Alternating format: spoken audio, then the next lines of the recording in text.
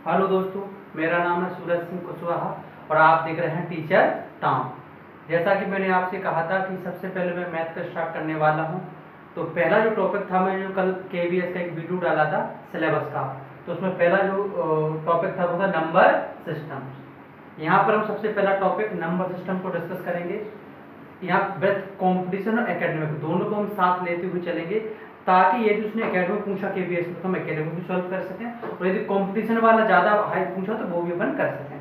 तो बिल्कुल zero to hero की ओर जाएंगे, लेकिन बिल्कुल बेस लेवल से जाएंगे और रूट लेवल तक जाएंगे। ठीक है, तो सबसे पहले नंबर सिस्टम, संख्या पद्धति।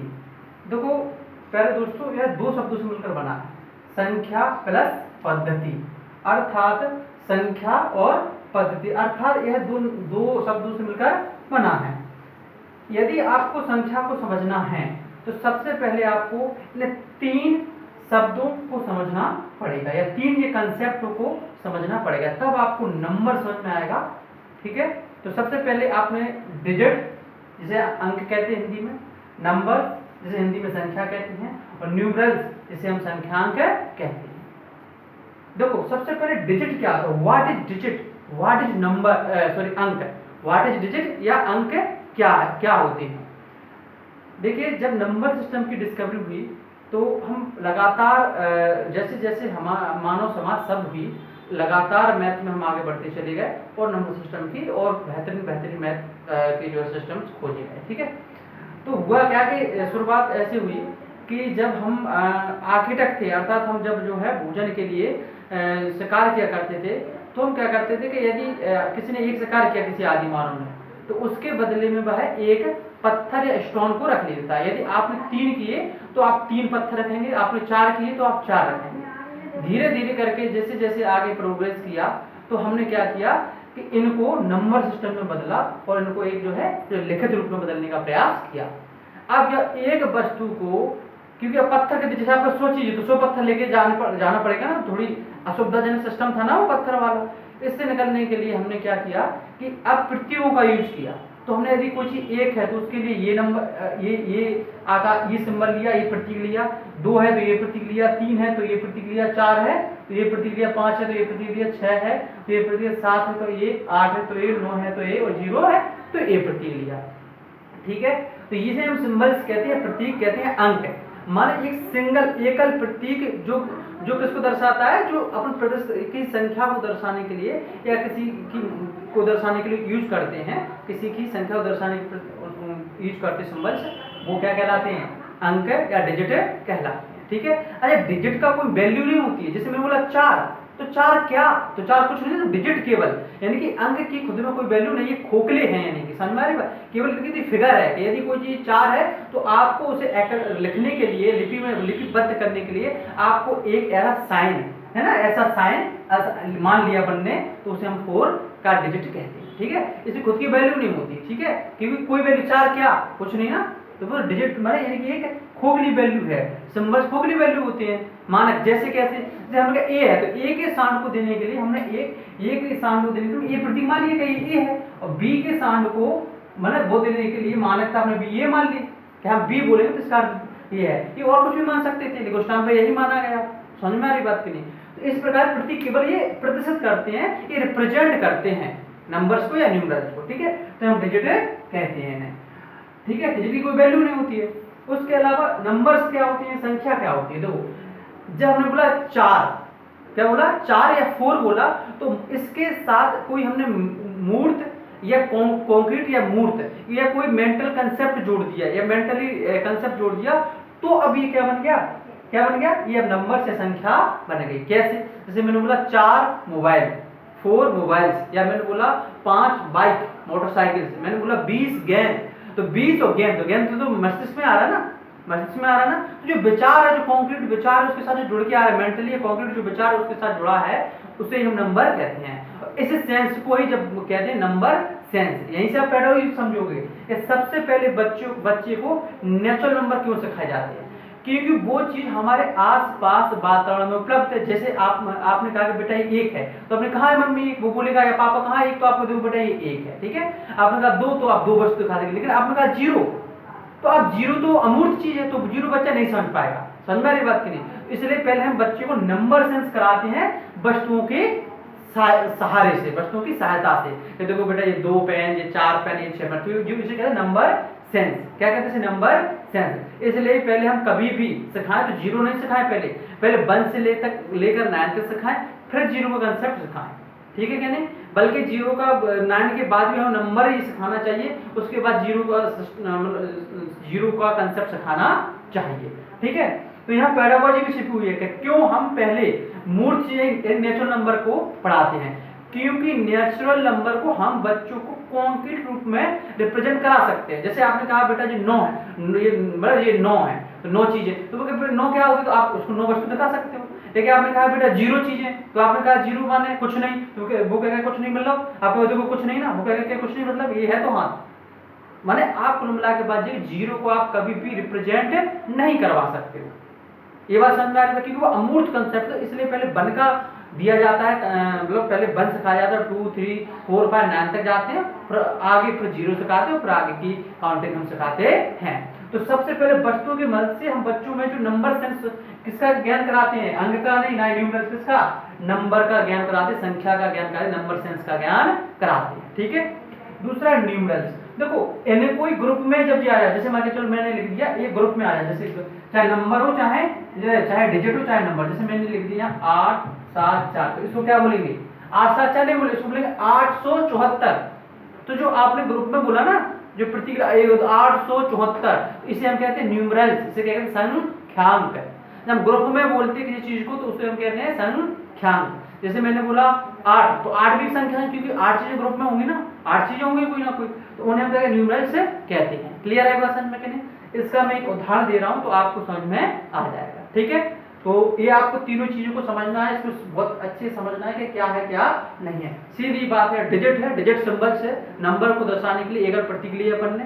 ठीक है? नंबर्स क्या है, उसके साथ जो इकाई जुड़ी है, जो उसके साथ मूर्त वस्तु जुड़ी है, मूर्त कंसेप्ट जुड़ा है, या अमूर्त, या जो थिंकिंग जुड़ी है, या जो रियल में कोई चीज एग्जिस्ट करती है वो जुड़ी है, तो उसे हम क्या कहते हैं? तो क्या है, हमारे मस्तिष्क में किसी गणन या मात्रात्मक या माप का वास्तविक या मूर्त विचारी संख्या कहलाता है। ठीक है? और डिजिट क्या होते हैं, तो संख्यांक बनाने के लिए उपयोग किए जाने वाले एकल प्रतीक, केवल सिंबल्स हैं। ठीक है? उन्हें हम क्या कहते हैं? अंक कहते हैं। न्यूमरल्स क्या है, देखो संख्या या मात्रा को बताने वाला प्रतीक या नाम या संख्यांक कहलाता है। ठीक है? तो ये समझ में आई, डिजिट, नंबर्स एंड न्यूमरल्स। इसमें डिफरेंस समझ में आया? अब मैं कुछ उदाहरण दे रहा हूं तो तुम्हें बिल्कुल एक तरीके से क्लियर जो है समझ में आ जाएगा। ठीक है? तो अब आगे चलते हैं। तो आपने अभी समझा डिजिट, ठीक है, नंबर्स और न्यूमरल्स में डिफरेंस। इसके मैं 2-4 उदाहरण कराता हूँ, 2-4 क्वेश्चन करा देता हूँ, ताकि आप में जो है कंसेप्ट में क्लियरिटी आ जाए। ठीक है? तो अपन देखते हैं इसमें कैसे कंसेप्ट में क्लियरिटी लाने का प्रयास करते हैं। ठीक है? देखो जैसे मैंने लिखा यहाँ 812, 812। ठीक है? अब मैं यदि आपसे पूछूं कि इसमें आप बताओ कि इसमें जो डिजिट कितने हैं, तो आप कहोगे देखो 1 2 3, क्योंकि देखो एक डिजिट 8 का है, एक 1 का है, एक 2 का है। तो इसमें अगर डिजिट पूछें तो डिजिट पूछेंगे जब ये, तो डिजिट कितने हैं इसमें, 3। ठीक है? अब न्यूमरल्स है, तो न्यूमरल्स क्या है, एक साथ बोलेंगे ना इस ग्रुप में, क्या बोलेंगे ग्रुप में, 812, क्या बोलेंगे, 812 है। और जी जब ग्रुप में कोई चीज को बोलते हैं तो उसको हम क्या कहते हैं, संख्यांक। क्या कहते हैं, संख्यांक कहते हैं, या न्यूमरल्स कहते हैं, न्यूमरल्स कहते हैं। ठीक है? इसको डिजिट या अंक कहते हैं। अच्छा बताओ दोस्तों, क्या ये नंबर है, क्या ये नंबर है? बिल्कुल नहीं है, क्योंकि इसके आगे इकाई कुछ लगी नहीं है। क्या 812? जब तक कोई इकाई ना लगे जब तक वो संख्या नंबर नहीं हो सकती है। लेकिन अगर मैंने ये बोल दिया तो इसमें क्या है, देखो इसमें 3 डिजिट है। ठीक है?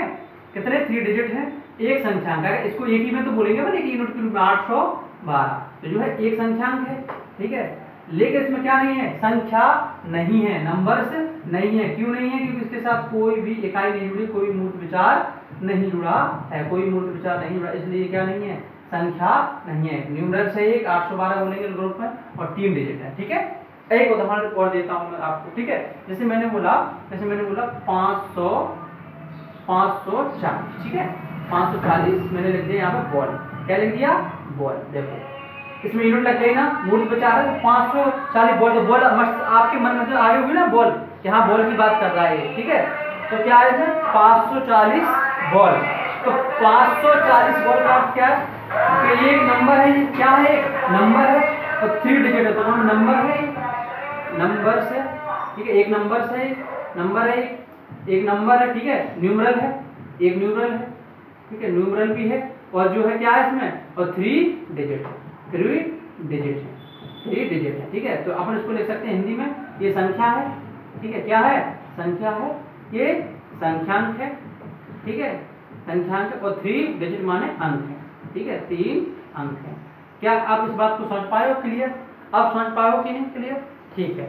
तो आपको समझ में आएगा आखिर क्या है ना, 340। तो जब तक उसमें कोई मूर्त बजाय जब तक वो संख्या नहीं हो सकती। अब देखो बच्चों, इसमें पेडागोजी कैसे काम करती है। हमारा क्या होता है कि हम जब बच्चों को भेजते हैं तो अपन क्या करते हैं, 1 2 3 डायरेक्ट अमूर्त डायरेक्ट, कोई पता ही नहीं कि एक मतलब क्या चीज। तो जो इस तरीके से पढ़ाते हैं ये पद्धति गलत है, ये सिस्टम गलत है। बच्चे को बिल्कुल भी समझ में समझ आने वाला नहीं है, क्योंकि बच्चा बहुत छोटी एज में है और बच्चा अमूर्त माने अमूर्त यानी समझ में एब्स्ट्रैक्ट कंसेप्ट को समझने लायक नहीं है। तो हमें सबसे पहले बच्चों को संख्या का ज्ञान देना चाहिए, नंबर्स का ज्ञान देना चाहिए, और नंबर्स का ज्ञान देने वाले एक नंबर सेंस कराना चाहिए पहले।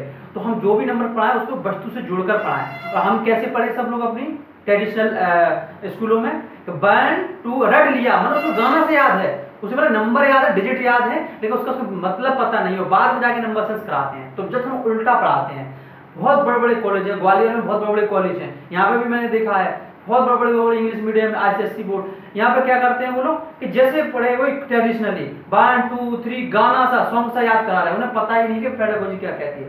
बच्चा कॉन्क्रीट चीजें जल्दी पहले सीखता है, समझ में आ रही बात की नहीं। तो हमें पहले क्या करना है, नंबर सेंस कराना है, यानी कि वस्तुओं से जोड़कर उसको नंबर सेंस का ज्ञान देना है, ना कि हम इन सिंबल्स या यानी कि डिजिट और हम न्यूमरल्स पर उन्हें याद कराने लगते हैं, ये गलत है। तो पहले हम नंबर सेंस कराएंगे बच्चे को।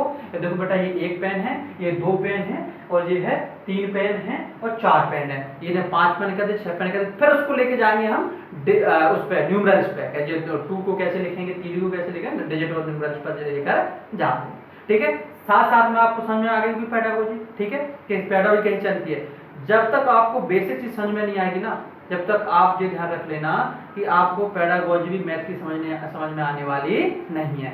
अब इसके आगे चलते हैं। देखो, अब नंबर्स भी 3 प्रकार के होते हैं, ठीक है। नंबर्स को भी अगर हम बांटेंगे तो ये 3 प्रकार के होते हैं, ठीक है। इन नंबर्स को भी देखें तो ये 3 प्रकार के होते हैं, ठीक है। होते कई प्रकार के, लेकिन मुख्य रूप से 3 प्रकार के हम देख लेते हैं। ये नंबर्स है ना, वो 3 प्रकार के होते हैं। तो देखो, इनका जो टाइप बांट सकते हैं अपन, 3 प्रकार के होते हैं नंबर्स। अब ये नंबर्स वाला मिल रहा है जो मतलब जो कंसेप्ट वाला कॉन्क्रीट थिंकिंग वाला जो यहाँ उठाया था नंबर्स, ठीक है, जो था दूसरे नंबर्स लिखा था, माने नंबर समझ में आ गई ना। वह संख्या जिसका तो इकाई जुड़ी हो, कोई मूर्त विचार जुड़ा हो, वही तो नंबर्स कहलाते हैं। यही नंबर कितने प्रकार के होते हैं, 3 प्रकार के होते हैं। नंबर्स को 3 प्रकार में बांट सकते हैं, ठीक है। पहला होता है कार्डिनल नंबर्स। क्या होते हैं, कार्डिनल नंबर्स, ठीक है, कार्डिनल नंबर्स। सेकंड होता है अपना ऑर्डिनल नंबर्स, ऑर्डिनल नंबर्स, ठीक है। और ये थर्ड होता है अपना जो है ऑर्डिनल नंबर्स है, और थर्ड होता है अपना नॉमिनल नंबर्स, या नॉमिनेटिव भी कह सकते हैं, नॉमिनल या नॉमिनेटिव नंबर्स, ठीक है। इसको कहते हैं, तो कार्डिनल को कहते हैं प्रमुख संख्या, ठीक है। हिंदी में ये मत याद रखना, ध्यान रखना, हिंदी तो बहुत उसकी उल्टी सीधी आती है। किसी पेपर में सीटेट पे से क्वेश्चन आया है, ध्यान रखना, मैं फालतू नहीं पढ़ा रहा हूँ, इस बात को ध्यान रख लेना, ठीक है। तो ऑर्डिनल प्रमुख संख्या, अगर आप मेरी सलाह हो तो इंग्लिश में याद रखो, ऑर्डिनल माने क्रमवाचक संख्या, जो क्रम दर्शाती है, क्रमवाचक संख्याएं, ठीक है, ठीक है, संख्या, ठीक है। इन्हें नॉमिनेटिव नाम धारक संख्या, जो है नाम के लिए है, केवल नाम के रूप में यूज हो रही है वहां पे, इसलिए उन्हें क्या कहते हैं, हम नॉमिनेटिव नंबर्स कहते हैं, ठीक है। उदाहरण बता देता हूं मैं, देखो, जैसे जब टोटल अमाउंट बता किसी चीज का, जैसे मैंने कहा 8 लोग, तो पूरा है तो 8 लोग है ना, रियल में 8 मतलब लोग हैं, तो उसे कहते हैं प्रमुख संख्या। माने जैसे मैंने कहा एक ग्रुप में 25 लोग हैं, तो मैंने लिखा जैसे 25 लोग, ठीक है, 25 लोग, ठीक है, तो इसमें क्या लिखा है 25 लोग का मतलब क्या है पूरा ग्रुप। तो कार्डिनल संख्या क्या होता है, जो रियल वैल्यू है, जितने लोग हैं एक ग्रुप में, टोटल नंबर से कितने लोग हैं उन्हें कहते हैं। मैंने कितने लोग हैं, मैंने कोई भी, जैसे मैंने कहा मेरी किताब में 25 पेज हैं, तो यानी पूरी किताब में कितने पेज हैं, 25 पेज है। मैंने कहा मेरी किताब में 200 पेज हैं, तो टोटल जो है कोई भी किसी भी पदार्थ की जो मात्रा है, टोटल जो मात्रा, उसे हम क्या कहते हैं, प्रमुख संख्या कहते हैं, जो नॉर्मली भी यूज करते हैं ना, 8 लोग, 50 लोग, 100 लोग। अब है क्रमवाचक, जो क्रम बता, जैसे फर्स्ट, सेकंड, थर्ड, फोर्थ, जो भी क्रम बताने का कार्य करती है उन्हें हम क्रमवाचक संख्या कहते हैं। जैसे कैसे आते हैं ना कि मैं फर्स्ट आया, वो सेकंड आया, वो थर्ड आया, वो फोर्थ आया, वो फिफ्थ आया, जो क्रम का निर्धारण करते हैं। या कहीं पे भी क्रम का सेंस आए, सॉरी डिस्टर्ब के लिए, जहां भी क्रम का सेंस आए, जैसे मैंने कहा कि मेरा नंबर 8वां है, 8वां लग गया ना, तो 8th, यानी कि इंग्लिश में बोलेंगे 8th, तो हिंदी में बोलेंगे 8वां, तो ये क्रम का निर्धारण कर रहा है। मैंने कहा कि मेरा घर 10वीं मंजिल पर है, किसी 10वीं मंजिल, क्रम बताया ना 1 2 3 4, 10वीं मंजिल पर, तो ये क्रम, तो ये क्या है का सेंस दे रहा है, तो वो संख्या यहाँ पर जो 10 यूज है वो क्रमवाचक का मतलब ऑर्डिनल नंबर के रूप में यूज हो रहा है, ठीक है।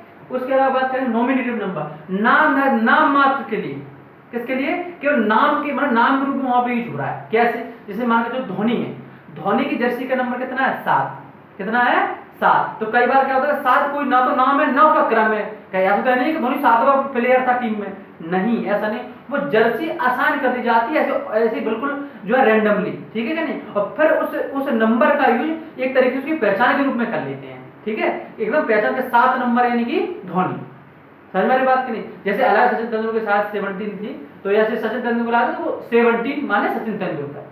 तो जब कोई भी संख्या नाम का कार्य करे, किसका काम करे, नाम का कार्य करे कोई भी संख्या, तो वो कहलाती नॉमिनेटिव नंबर। जैसे मैंने कहा कि जैसे मैंने कहा 841, किसी एक ट्रक है, एक ट्रक पर वो नेम, उस पर जो है नंबर, किसी नंबर लिखा है 841, ठीक है।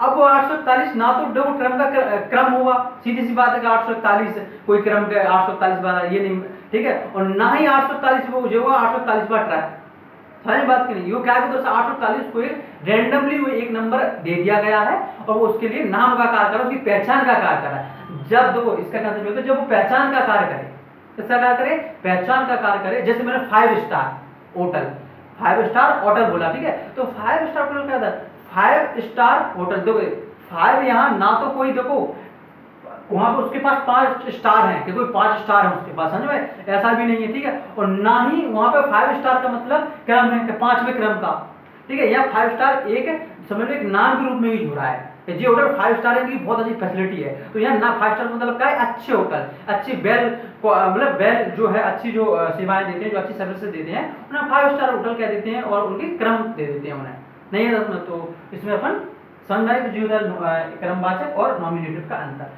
सीधी सी बात, आप एक बात याद रखें, कार्डियल का अर्थ है जो और नंबर सेंस होता है, जैसे हमने कहा 50 लोग, 25 लोग, 25 किताबें या 25 पेज, ठीक है, जो अपन बोलते हैं नॉर्मली, यानी कितने रुपए, तो बात उन्होंने हमारे पास 100 रुपए, तो टोटल जो अमाउंट होता है जो उसको कहते हैं हम क्या, कार्डियल नंबर। और क्रमवाचक क्या होता है, ऑर्डिनल नंबर, जैसे क्रमवाचक जहां पर संख्या या नंबर्स क्रम के रूप में यूज होती है, क्रम का सेंस दें, तो वो क्रमवाचक संख्याएं कहलाती है। जैसे कैसे फर्स्ट है, सेकंड, थर्ड है, फर्स्ट आया, फर्स्ट का क्या है, सबसे पहले मैं हूं, क्रम लगाया ना, सेकंड माने दूसरे नंबर पे दूसरा है, थर्ड माने तो तीसरा है, तो फोर्थ माने फिर चौथा, ठीक है।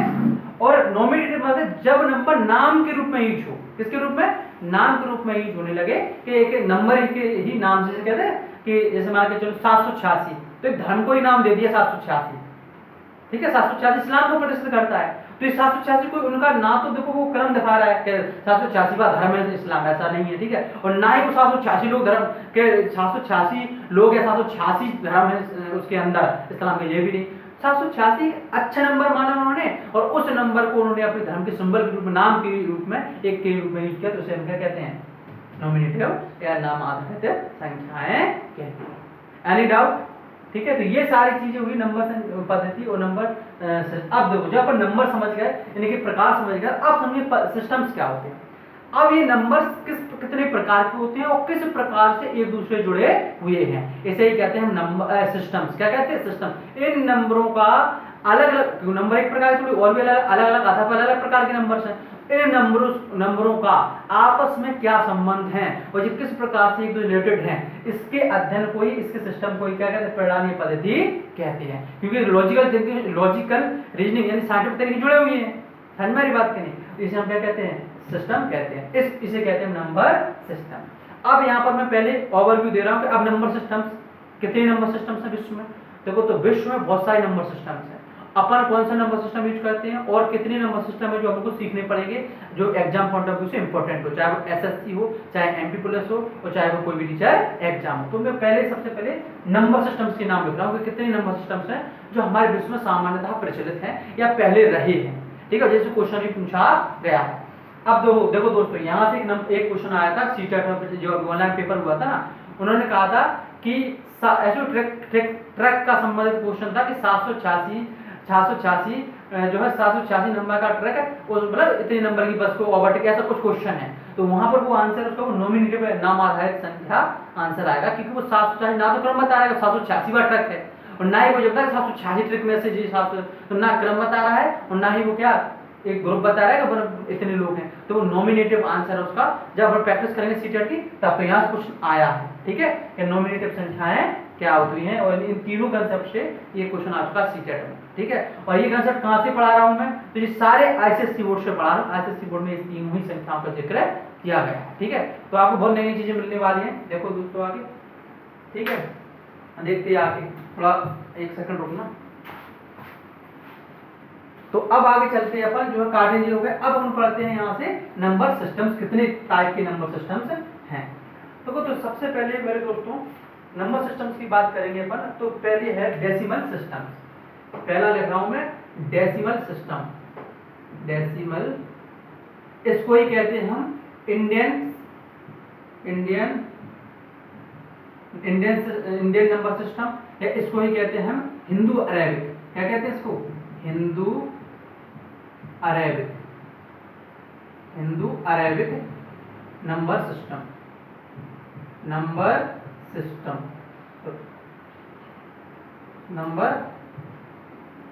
सिस्टम, ठीक है। तो क्या है डेसिमल, इसको यानी कि दशांश, क्या कहते हैं इसको, डेसिमल को दशांश या दशमलव, ठीक है, या भारतीय, ठीक है, यह हिंदू अरेबिक पद्धति, सॉरी संख्या पद्धति लिखेंगे, हिंदू अरेबिक संख्या पद्धति। ठीक है, अच्छा अब मैं क्यों पढ़ा रहा हूँ, देखो दोस्तों, इस नंबर सिस्टम में क्वेश्चन पूछा गया था। उन्होंने कहा था कि जो वर्तमान में नंबर सिस्टम इंडिया में लागू है, जिसे हम अच्छा राष्ट्रीय नंबर सिस्टम भी कहते हैं, नेशनल नंबर सिस्टम भी कहते हैं। आप लिख लेना इसको, हम राष्ट्रीय नेशनल, या इसको ही राष्ट्रीय, क्योंकि भारतीय तो राष्ट्रीय, अपना राष्ट्र भारत है ना, राष्ट्रीय संख्या पद्धति। ठीक है, इसी को बोलते हैं संख्या पद्धति। ठीक है, ये ध्यान रखना, भारत ने बहुत कुछ दिया है विश्व को, ध्यान रखना। तो जो आज तुम जो लिखते हो ना, दो ऐसा जो तीन, वो इसी के वजह से लिखते हो क्योंकि अपन ने वो नंबर दिए हैं। तो इसको decimal, Indian, Hindu Arabic number system या राष्ट्रीय नंबर सिस्टम कहते हैं, राष्ट्रीय संख्या पद्धति कहते हैं। ठीक है, इससे क्वेश्चन पूछा गया था कि बताइए कि जो वर्तमान में भारत में हम जो नंबर सिस्टम यूज करते हैं सामान्यतः, वो किस देश की देन है। डार्क क्वेश्चन पूछा गया था 2008 के DCCC PRT में, तो किस देश की देन है, भारत की। किसकी देन है, भारत की। डायरेक्ट आंसर लगाना, जब क्वेश्चन प्रैक्टिस कराएंगे तब भी आएगा। मैं बताता चल रहा हूँ कि यहाँ से क्वेश्चन पूछा जा चुका है। ठीक है, अब देखो इसके अंदर थोड़ा थोड़ा पढ़ते चलते हैं, फिर समझते हैं। देखो इसे डेसिमल में, चलो पहले पूरे देख लेते हैं कितने नंबर सिस्टम। ये है अपना हिंदू अरेबिक सिस्टम। दूसरा जो नंबर सिस्टम है उसको हम कहते हैं, कौन सा नंबर सिस्टम, तो उसको कहेंगे मायन प्रणाली, मायन नंबर सिस्टम, मायन संख्या पद्धति, ठीक है, संख्या पद्धति। तीसरा है इसमें, तीसरा बोलेंगे बेबीलोनियन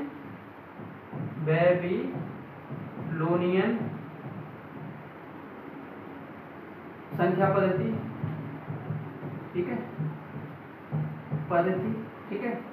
चौथा है बेबीलोनियन के बाद अपना पढ़ेंगे रोमन पद्धति, रोमन संख्या पद्धति। रोमन पढ़ना है अपन को, ठीक है, बहुत ध्यान से, रोमन से आएगा क्वेश्चन, रोमन संख्या पद्धति। NTPC में पूछे गए पिछली बार, इस बार भी पूछे गए, ठीक है, रोमन संख्या पद्धति से, ठीक है। क्वेश्चन फ्लो करेंगे हम 0 to हीरो, आज तक किसी ने नहीं पढ़ाया हुआ ऐसा, ठीक है, नंबर सिस्टम इसमें रोमन पद्धति, ठीक है। उसके अलावा फिर कौन सा है, उसके अलावा देखिए इंटरनेशनल, अंतरराष्ट्रीय संख्या पद्धति, अंतरराष्ट्रीय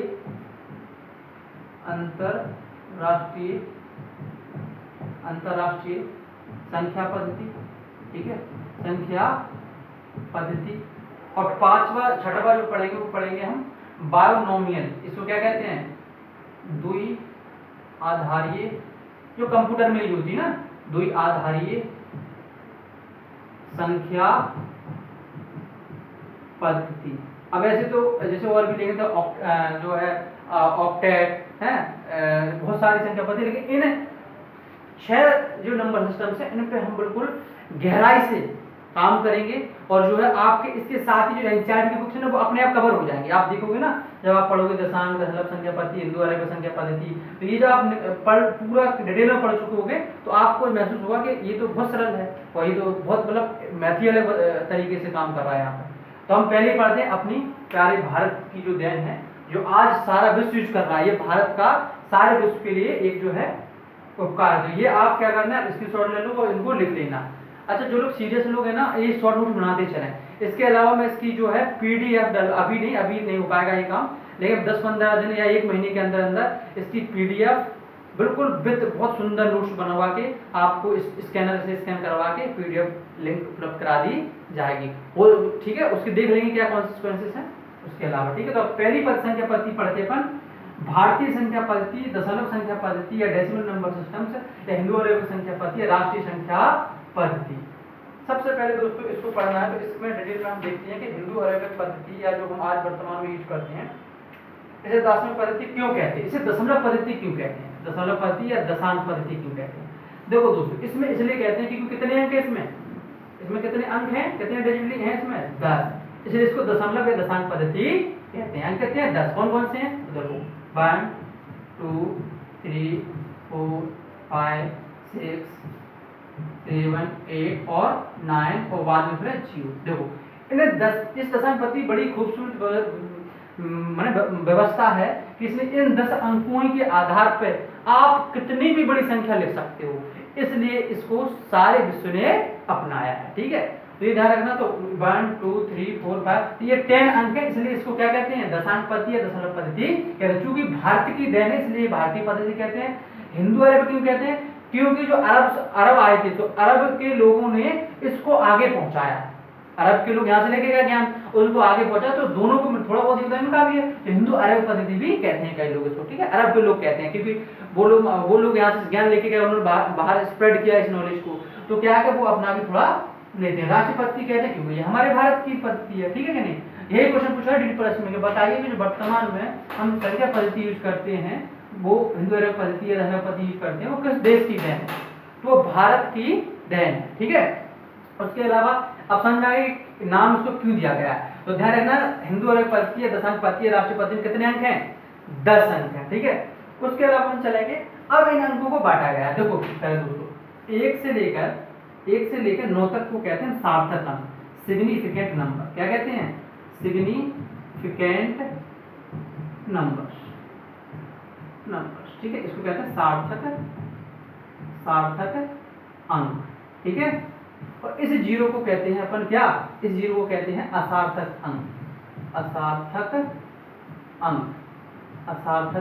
अंक और नॉन सिग्निफिकेंट नंबर। क्या कह सकते हैं इसको, नॉन सिग्निफिकेंट नंबर हम कह सकते हैं, इनसिग्निफिकेंट नंबर, इनसिग्निफिकेंट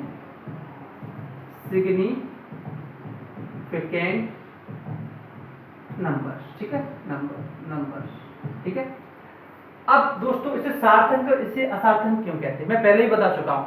देखो दोस्तों, सबसे पहले 1 की खोज हुई थी। अगर पूछा जाए सबसे पुराना नंबर कौन सा है, तो 1 क्यों हुई, क्योंकि जब उन्होंने जो है उन्होंने गिनना सीखा तो पहले उन्होंने 1 को परिभाषित किया ना, 1 को समझा पहले कि 1 जो है 1 यूनिट मानी, इकाई मानी, फिर इसे यूनिट को जोड़ते चले गए, 1 में 1 जोड़ा तो 2, समझ में बात करनी, फिर 2 में फिर 1 जोड़ा तो 3, फिर 3 में जोड़ा तो 4, कुल मिला के सबसे पहले 1 की खोज हुई।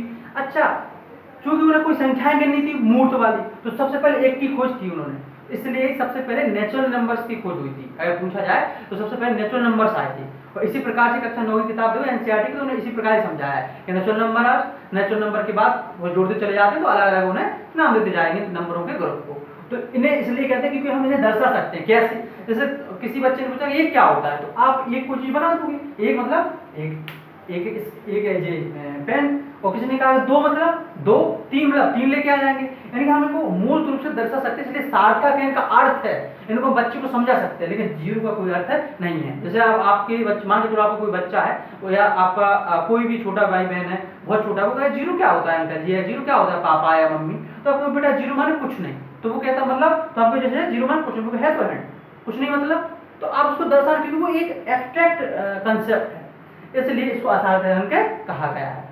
क्वेश्चन नंबर 1 क्या आएगा यहाँ से? सबसे पहले मैं क्वेश्चन बताता हूँ।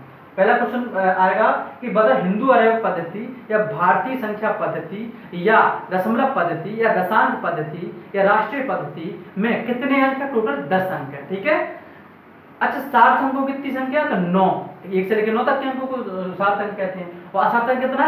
1 है। क्यों सार्थ अंक कहते हैं? क्योंकि इसे हम प्रकृति में दर्शा सकते हैं आसानी से, और इसको मूर्त रूप में दिखा सकते हैं, इसका मतलब अर्थ बता सकते हैं कि 8 माने क्या होना, 8 वस्तु में। ठीक है, लेकिन हम जीरो को का अर्थ नहीं समझ सकते मूर्त रूप से, एक तो इसलिए इसको क्या कहते हैं? असार्थ अंक कहते हैं। ठीक है कि नहीं दोस्तों, ये चीज तो सार्थ असार्थ समझ में आई होगी आपको।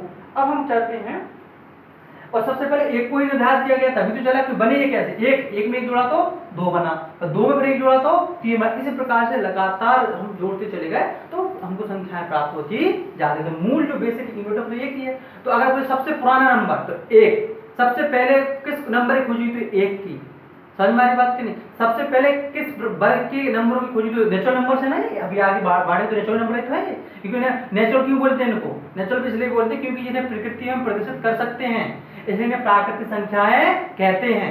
ये चीज समझ में आ रही बात की नहीं? तो सबसे पहले प्राकृतिक संख्याओं की खोज हुई थी। इसके अलावा अपन चलते हैं शून्य की। अब शून्य के बारे में और क्या क्या चीजें याद रखना है आपको। देखो सबसे पहली बात, शून्य को जो है भारत ने ही दिया था, ये क्वेश्चन भी पूछ लिया गया। ठीक है, तो शून्य की खोज किस देश का बहुत बड़ा योगदान है, तो वो कौन है? भारत। ठीक है, शून्य की खोज किसने की थी?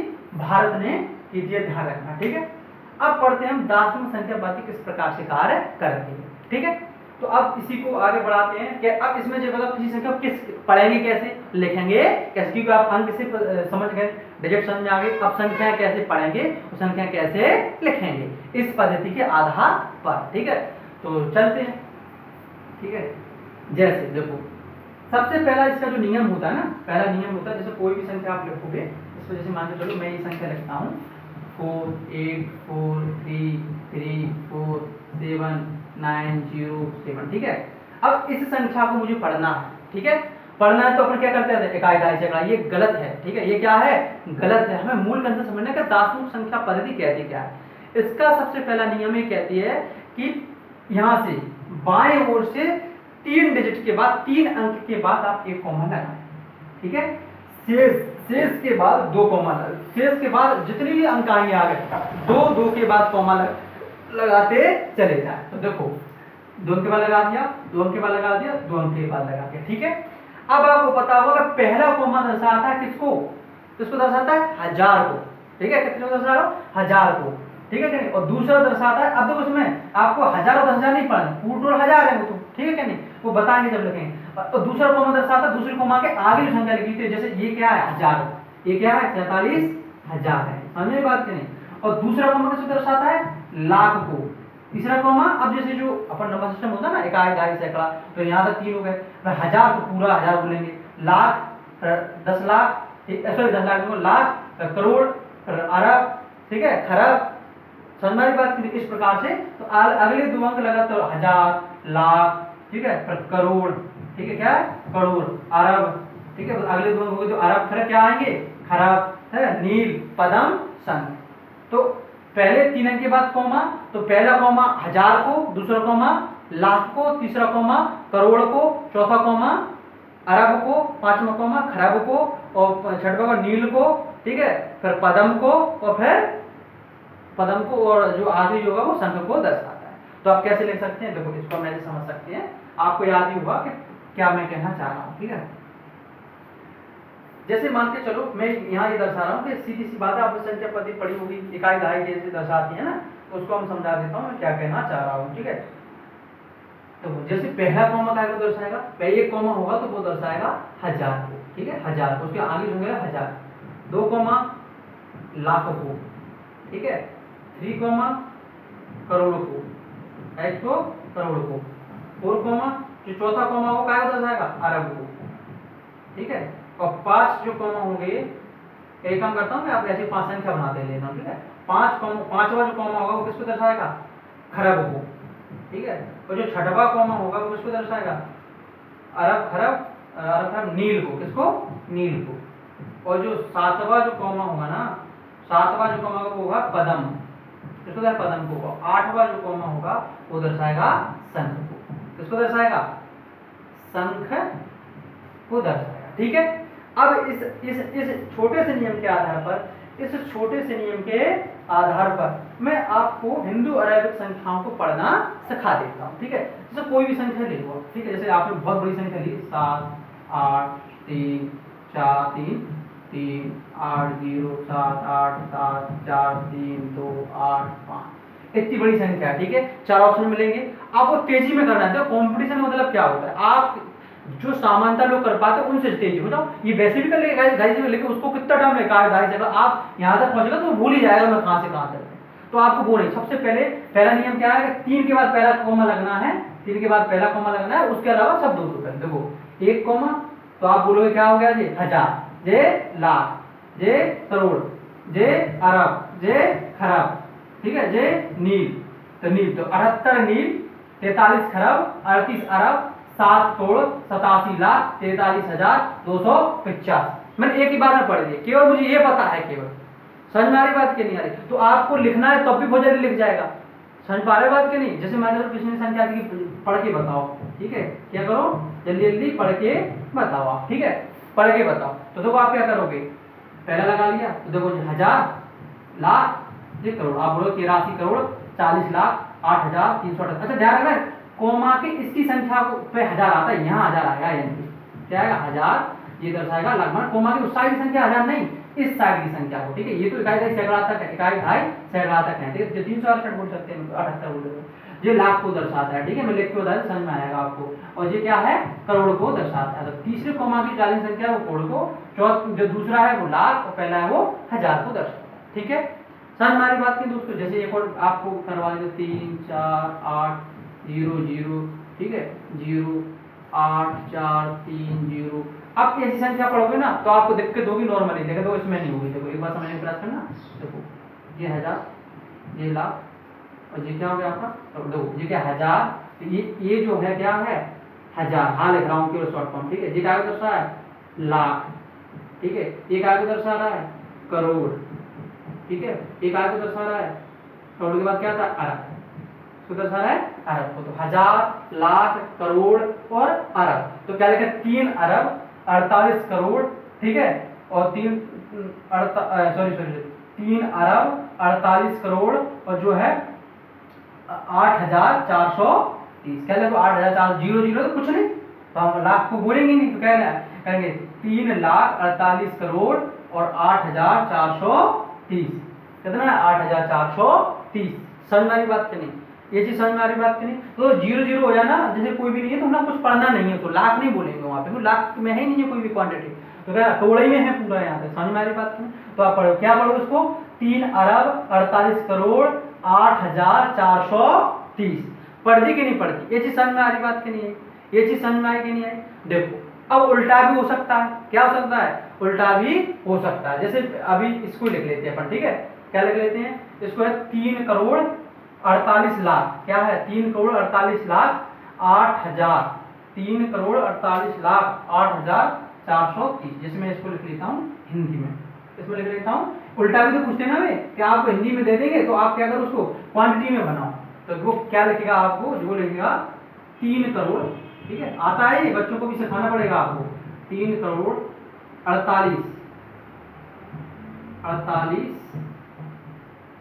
ठीक है 48 करोड़, सॉरी 3 अरब 48 करोड़ ठीक है, 3 अरब 48 करोड़, ठीक है, 8,000 8,430 430। अब कहेंगे इसको आप काय में लिखो, काय में लिखो, जो है नंबर बना उसमें नंबर्स में लिखो, ठीक है। कुछ भी नहीं करना है आपको, क्या नहीं करना है, कुछ भी नहीं करना आपको, तो ज्ञान है ना, आपको मालूम है कि पहला कॉमा 1000 कहां तक जाना है, पहले आपको पता है अरब तक जाना है ना, तो कॉमा 3 आएंगे ना पहले, तो ये लगा 1000 का कॉमा, 2 आएंगे, ये पता है 2 अंक आती हैं, 1000 का कॉमा लग गया, ये लग गया लाख का कॉमा, ये लग गया करोड़ का कॉमा, तो ये लग गया अरब का कॉमा। तो कितना लिखा, 3 अरब, क्या लिखा है इसमें 3 अरब, तो 0 और 3, यानी कि 0 भी लगा तो कोई दिक्कत नहीं, 3 अरब लिखते हैं, 0 3 माने 3 अरब। अच्छा जे का कॉमा करोड़ का, तो कितने 48 करोड़, तो 48 करोड़। अब जो बताओ कहीं पे भी लाख का जिक्र नहीं है तो 0 0 भर दो अपने आप, ठीक है। अब है 8,000, तो जो बताओ यहाँ 0 रहेगा, क्योंकि 8,000 तो यहाँ आएगा ना, ये तो 80,000 हो जाएगा, यहाँ 8 लिख दोगे तो 8,000 कितना रहेगा 430, तो 4 3 0। बिना अपन ने समझे, बिना कॉमा पद्धति के द्वारा अपन ने दोनों को उल्टा सीधा कन्वर्ट कर लिया, तुरंत ही कर दिया। और अच्छा दोस्तों एक बात और ध्यान रखो, देखो जितने कॉमा होंगे, ठीक है, जितने कॉमा होंगे, जैसे कॉमा माने जी कॉमा होंगे, अगर आप रेट पूछा, जैसे एक बार आपको पता होगा कि वो अपने संबित पात्रा जी थे, बीजेपी के स्पोक्स पर्सन है, अच्छे पढ़े लिखे व्यक्ति है, उन्होंने कहा कि हम भारतीय इकोनॉमी $3 ट्रिलियन बनाना चाहते हैं, तो उन्हें अंक पूछे कि कितने अंक होते 3 ट्रिलियन, उन्हें पता ही नहीं, तो वो नहीं बता पाए। लेकिन अपन को ऐसा नहीं करना है, अपना भी जब अगले संख्या पद्धति पढ़ेंगे तो बताएंगे। जैसे मैंने कहा कि इतना अरब डॉलर, मैं अरबपति बनना चाहता हूँ, कुछ नहीं बोलेगा अरब में कितने अंक होते हैं, तो आप डरना मत, आप क्या नहीं करना, डरना मत बिल्कुल भी। तो आप ये रहने का अरब में कितने 4 कॉमा होते हैं, 4 का दूना कर लेना, 4 दूनी 8 और 1 बढ़ा देना, तो 9, तो 9 अंक होते हैं। कितने अंक होते हैं 9, चक्कर के देखो, देखो ये भी आया ना अरब में, देखो 1 2 3 4 5 6 7 8 9 10, 4 दूनी, सॉरी गलत हो रहा है यहाँ पे, कितने होगा 1 2 3 4 कॉमा, हाँ सॉरी 4 कॉमा हो रहा है, इसमें ये करना होता है कि आप गुणा कर दो, ठीक है, 2 का गुणा कर दो, 2 बढ़ा दो, 2 का गुणा 2 बढ़ा दो, जितने भी कॉमा है, तो देखो 4 दूनी 8 और 2 10, यानी कि टोटल जो अरब में अंक होंगे वो 10 होंगे। देखो 1 2 3 4 5 8 9 10 और 11, रुकना थोड़ा, 1 2 3 4 5 6 7 8 9 10 11, रुकना कुछ गड़बड़ कर रहा हूँ, ठीक है, 4 3 12, 4 3 12, हाँ सॉरी। इसकी कैसे भी ट्रिक बना सकते हैं, अपन ऐसे कर सकते हैं कि जितने भी कॉमा है 3 का गुणा कर लो और 1 घटा दो, ठीक है, तो 4 कॉमा है, 4 3 12 और 1 घटा दे तो 11 आंसर आ जाएगा तुम्हारा, ठीक है, क्या आ जाएगा 11 आंसर आ जाएगा, 2 4 6 8 और 3 11, ठीक है, ठीक है कि नहीं, ये चीज समझ में बात क्लियर। आप जितने भी कॉमा 3 का गुणा करो 1 घटा दो, आपका संख्या आ जाएगी। जैसे मैंने किसी ने पूछा कि 5 खरब में कितने हैं, मतलब खरब में कितने होंगे अंक है, या कोई खरबों में संख्या खरब है तो खरबों में कितने अंक होंगे, तो आप ये ध्यान रख लेना कि 5 3 15 घटाना 14 अंक होंगे, कितने अंक होंगे 14 अंक होंगे, दैट्स क्लियर। तो ये ध्यान रखना, ये समझ में आई बात करें, ये आपको ये समझ में आ जानी चाहिए, ठीक है। चलते हैं, ठीक है, ये हो गई अपनी संख्या पद्धति, हिंदू आर्यभट्ट पद्धति, ठीक है। इसको थोड़ा देख लेना, डिजिटल में गड़बड़ कर रहा हूँ, 1 2 3 4 5 6 7 8 9 10 11, तो 4 है तो 11 है, ठीक है, 4 2 8, इसको थोड़ा देख लेंगे अपन, ठीक है, आगे चलते हैं। अब बात करते हैं अपन जो है 3 अरब 38 हटाओ, अब बात करते हैं कि भैया इस संख्या पद्धति में जो है कि नंबर्स की कुछ देखो, ये हिंदू आर्यभट्ट पद्धति है, इसमें नंबर लेने का एक साइंटिफिक तरीका है, एक का सिंबल जो डिजिट लिए ना अपन ने, ऐसा ही क्यों लिया, मैं तुम्हें ओरिजिनल अंक 1 बता रहा हूँ, तो ओरिजिनल 1 कैसा है ये बाद में बनाते देखो, ये ध्यान रखना, भारतीय संख्या पद्धति हिंदू आर्यभट्ट पद्धति में अंकों का निर्धारण उनकी आकृति के कोणों के आधार पर किया गया। कैसे समझो, देखो जैसे एक की जो ओरिजिनल आकृति है, क्या है ओरिजिनल आकृति, वो है ऐसी, देखो ऐसी, इसमें एक एंगल बना ना, कितना एंगल बना 1, इसलिए ये जो है 1 को दर्शाता है, 1 को रिप्रेजेंट करता है, ठीक है। 2 की जो ओरिजिनल आकृति है वो है ऐसी 2, तो 1 और 2, तो कितने एंगल बने 2, इसलिए किसको दर्शाता है 2 को।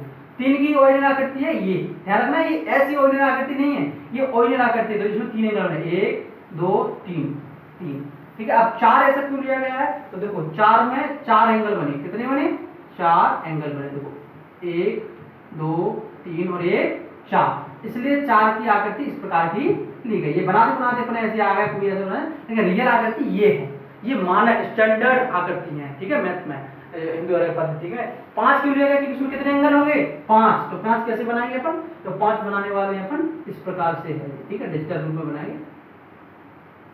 देखो 1 2 3 4 और ये 5, ये रियल आकृति है, इसलिए इसको हमने 5 का आकृति दी है। तो क्या क्वेश्चन बनेगा, बताइए हिंदू अरेबिक पद्धति में अंकों का निर्धारण किसके आधार पर किया गया है, एंगल के आधार पर, ठीक है, एंगल के आधार पर, या तमाम प्रकार क्वेश्चन को बना देंगे कि रैंडमली मान लिए, हमारे बात की औचक तरीके से मान लिए, या वैज्ञानिकों के नाम के आधार पर, जो भी वो उल्टा सीधे क्वेश्चन दे सकते हैं, ऑप्शन दे सकते हैं 4। तो आपको ध्यान रखें हिंदू अरेबिक पद्धति में जो अपने सिंबल डिजिट लिए, अभी पढ़ा है ना डिजिट क्या होता है, तो डिजिटों का निर्धारण ऐसे नहीं किया, इसलिए तो सबसे साइंटिफिक पद्धति मानी गई हिंदू अरेबिक पद्धति या दार्शनिक पद्धति। इसमें हर चीज का करने और लेने का और प्रभावित करने का एक रीजनेबल, जो मैथ क्या है, रीजनिंग तो है, उसको लिया गया है। थोड़ा रुकना तो उसको मैं देख लूँ वीडियो, ये चीज समझ में आई। तो 1 2 3 5 और 6 कैसे बनेगा, तो देखो 6 का जो ओरिजिनल स्वरूप है वो इस प्रकार से बनेगा। तो 1 2 3 4 5 6, तो 6 एंगल बने इसमें, इसलिए इसका 6 इस प्रकार 6 के लिए ये